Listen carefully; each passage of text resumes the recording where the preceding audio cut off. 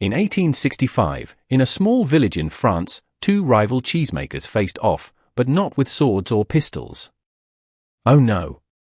They dueled with wheels of cheese. This is the story of the Great Cheese Duel, one of the silliest and smelliest showdowns in history.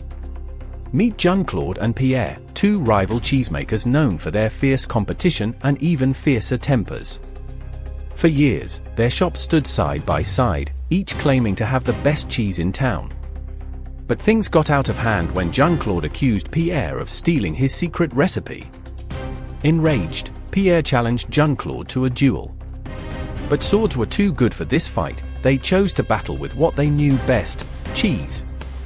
The entire village turned up to watch this cheesy showdown.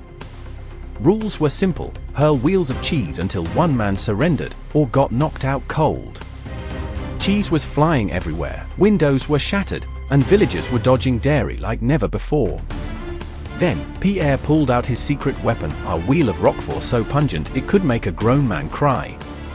With a mighty heave, he hurled the stinky roquefort at Jean-Claude and banged right in the face. Defeated by the smell alone, Jean-Claude surrendered. Pierre was victorious.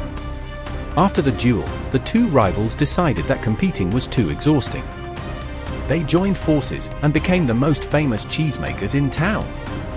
And so, the legend of the Great Cheese Duel was born, a reminder that sometimes, the pen isn't mightier than the sword, but cheese sure is.